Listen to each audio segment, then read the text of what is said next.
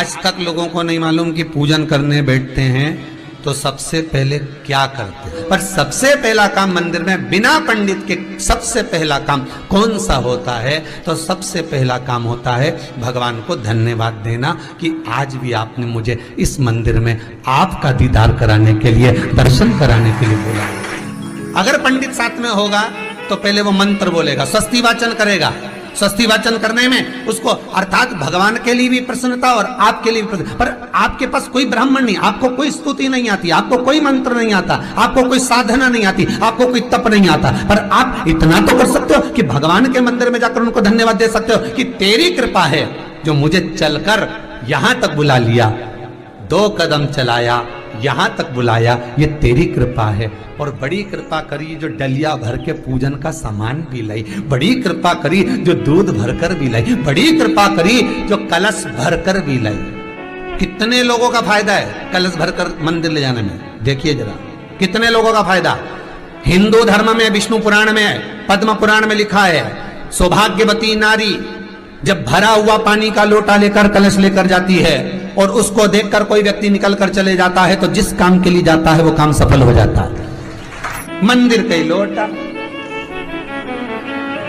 मंदिर का ही पानी, सिर पे पल्लू लेके हर हर महादेव, बस शिव जी के चढ़ा रही और इतने प्रेम से रिझा रही। अब फ्री का पानी था तो एक लोटे में मन भी नहीं माने। अरे करा तो भगवान के सम्मुख में पहुंचकर अगर आप जल का पात्र भी लेकर जा रहे हो, भरा हुआ लेकर जा रहे हो, तो कितनी प्रसन्नता की बात है। हिंदू धर्म की रीति है, जिस पात्र को हम जल चढ़ाने लेकर जाते हैं उस पात्र में भगवान के चरणों का जल लाते हैं, खाली पात्र नहीं लाते। क्या लाते हैं? भगवान के चरणों का जल। उस चरणोदक को लेकर आए, घर में रखा, सबने अपने नैनों में लगाया, हृदय में लगाया, चित्तवृत्ति में लगाया। खाली पात्र हम लेकर वापस नहीं आ रहे हैं। शिव मंदिर में जब जब जाओ, जल चढ़ाने के लिए जाओ, पात्र तुमने शंकर जी को पूरा पानी चढ़ा भी दिया तो शंकर के चरणारविंद का थोड़ा सा जल पात्र में डाल के भले 2 बूंद लाओ, 4 बूंद लाओ, इतना सा लाओ, पर लाओ और उसको पूरे परिवार के नेत्रों में जब लेकर आए हो चरणोदक तो लगाओ। पर खाली पात्र नहीं लेकर आना। खाली पात्र लाने में ध्यान दीजिए, जब आप पूरा जल समर्पित कर देते हैं, जल समर्पित भी पूरा करना है, भगवान को चढ़ा रहे हो तो पूरा समर्पण होना चाहिए, पूर्ण समर्पण। इसलिए शंकर भगवान को अधूरा समर्पण नहीं, इसलिए श्रीफल भी पूर्ण चढ़ता है। शंकर जी के मंदिर में श्रीफल नहीं फूटता, पूर्ण श्रीफल। बेलपत्री भी पूरी, चावल का दाना भी चढ़ेगा तो आखा, फल भी चढ़ेगा तो आखा, फूल भी चढ़ेगा तो आखा। भगवान को कोई चीज खंडित नहीं चढ़ती, शिव जी को जल भी चढ़ेगा तो पूर्ण। जिस जल को चढ़ाने के लिए लेकर गए उसको बचा कर नहीं लाना है शिव मंदिर में से, संपूर्ण भाग। क्योंकि भगवान के चरण की रज जब हमारे घर में प्रवेश करेगी तो हमारा आत्म कल्याण तो स्वतः ही हो जाएगा, शिव करुणा कर ही देंगे। पर कई लोगों की आदत रहती है, और आपने भी गलती करी होगी, गए होगे, चढ़ा कर भी आए होगे, पूरा पानी भी उंडेल कर आए होगे, चढ़ा भी दिया, छोड़ भी आए, पर लेकर नहीं आए होगे। कई लोग गलती कर जाते हैं और फिर बाद में कहते हैं हम तो इतने साल से पूजन कर रहे हैं, भगवान हमारी सुन ही नहीं रिया। तो भगवान के मैं तो तैयार बैठा, पर तू नवा के चली जाए, लेके तो कहीं जाए। तो भगवान थोड़ी ना कहेगा कि तू मेरे पास में आए तो मेरे चरण की रज लेकर जा। भगवान थोड़ी ना कहेगा कि मेरे पास में आकर तू ये लेकर जा।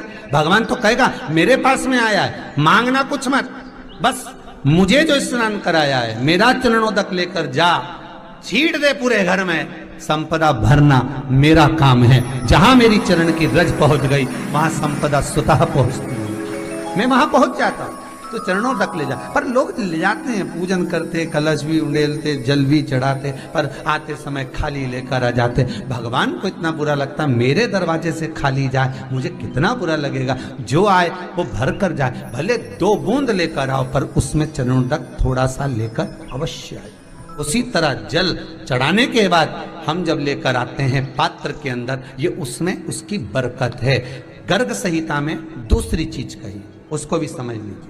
गर्ग संहिता में कहा गया, जब आप घर से जल लेकर जाते हो भरकर, तो ये सृष्टि की जितनी नदियां हैं, पृथ्वी पर जितनी नदियां विद्यमान हैं, जितने तालाब, जितने सरोवर, जितने कुंड, जितने विराजमान हैं, उन सारे तीर्थों का जल जब आप घर से लेकर निकलते हो तो वो तीर्थ का संपूर्ण जल आपके कलश में आ जाता है।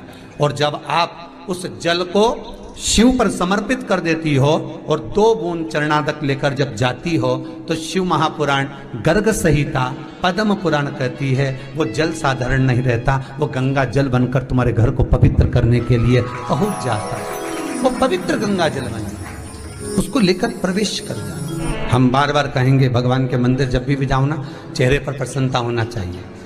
किसी से मिलने जाओ ना, चेहरे पर अगर प्रसन्नता नहीं और ऐसे ही पहुंच गए ना तो वो श्रेष्ठता नहीं मानी गई। तुम्हारी बहन के घर जाओ, सती मैया जलकर भस्म क्यों हुई?